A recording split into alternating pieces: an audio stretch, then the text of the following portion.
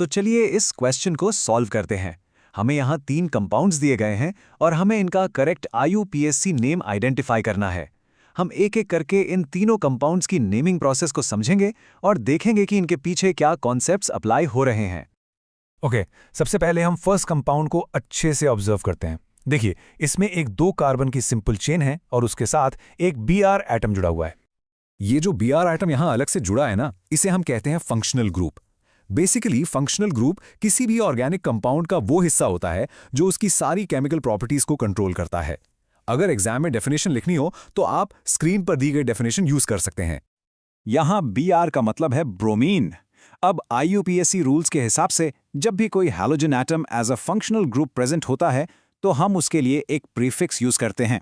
इस केस में ब्रोमीन के लिए हम ब्रोमो प्रीफिक्स का यूज करेंगे। फंक्शनल ग्रुप आइडेंटिफाई करने के बाद अब हमें पेरेंट चेन को पहचानना है, मतलब सबसे लंबी कंटिन्यूअस कार्बन चेन। इस कंपाउंड में जैसे कि आप देख सकते हैं 2 कार्बन एटम्स हैं, इसलिए इसका वर्ड रूट होगा ईथ।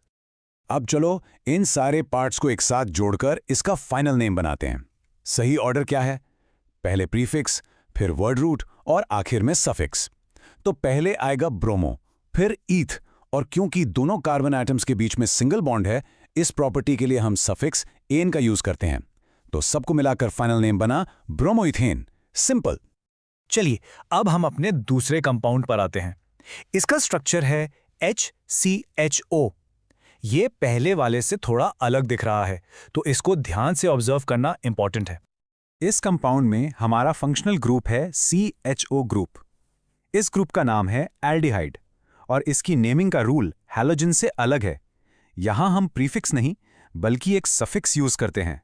एल्डिहाइड ग्रुप के लिए वो सफिक्स है एल।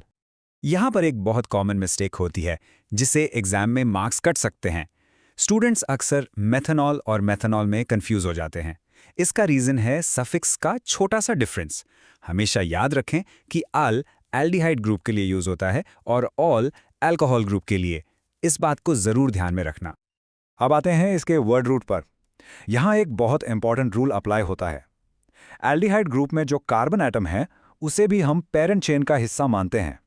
तो इस पूरे कंपाउंड में टोटल सिर्फ एक ही कार्बन एटम हुआ और एक कार्बन के लिए हम मेथ वर्ड रूट यूज करते हैं। तो फाइनल नेम बनाते हैं वर्ड रूट मीथ से। हमारा बेस नेम बना मीथेन।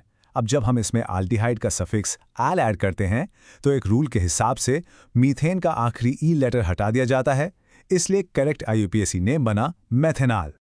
ठीक है, अब आते हैं हमारे तीसरे और आखिरी कंपाउंड पर। ये एक लंबी कार्बन चेन वाला स्ट्रक्चर है और इसमें सबसे पहले जो चीज नोटिस होती है वो है कार्बन एटम्स के बीच में ये ट्रिपल बॉन्ड। ये ट्रिपल बॉन्ड इस कंपाउंड को एक स्पेशल कैटेगरी में डालता है जिसे हम एल्काइन कहते हैं। ऐसे सारे हाइड्रोकार्बन्स जिनके स्ट्रक्चर में कम से कम एक कार्बन कार्बन ट्रिपल बॉन्ड हो, उनकी नेमिंग में हम सफिक्स वाइन का यूज करते हैं।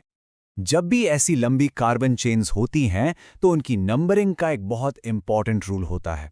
हमें नंबरिंग हमेशा उस एंड से स्टार्ट करनी है जहां से हमारा फंक्शनल ग्रुप, इस केस में ट्रिपल बॉन्ड, सबसे पास हो, यानी उसको सबसे छोटा नंबर मिले। इसलिए हम इस चेन की नंबरिंग राइट साइड से शुरू करेंगे।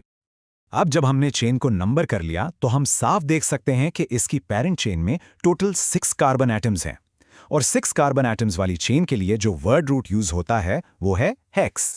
लेकिन सिर्फ हेक्स लिखना काफी नहीं है, हमें इस ट्रिपल बॉन्ड की एग्जैक्ट पोजीशन भी नेम में मेंशन करनी होती है। हमारी नंबरिंग के अकॉर्डिंग ये ट्रिपल बॉन्ड कार्बन नंबर 1 और 2 के बीच में है और रूल ये कहता है कि हम हमेशा छोटा वाला नंबर लेते हैं, इसलिए इसकी पोजीशन 1 मानी जाएगी। तो अब सारे पीसेस को जोड़कर फाइनल नेम लिखते हैं। सबसे पहले वर्ड रूट हेक्स, उसके बाद एक डैश लगाकर ट्रिपल बॉन्ड की पोजीशन यानी 1 और फिर आखिर में सफिक्स आइन। इन सब को मिलाकर करेक्ट नेम बनता है हेक्स-1 आइन। तो ये रहे हमारे तीनों कंपाउंड्स के करेक्ट IUPAC नेम्स। पहला है ब्रोमोइथेन, दूसरा मेथनॉल और तीसरा है हेक्स-1 आइन। एग्जाम में फुल मार्क्स स्कोर करने के लिए आपको बिल्कुल इसी तरह से इनके नेम्स लिखने हैं। वी होप आपको वीडियो अच्छा लगा होगा और क्वेश्चन से रिलेटेड कॉन्सेप्ट्स क्रिस्टल क्लियर हो गए होंगे। Will see you in next video. Till then, tata, bye bye.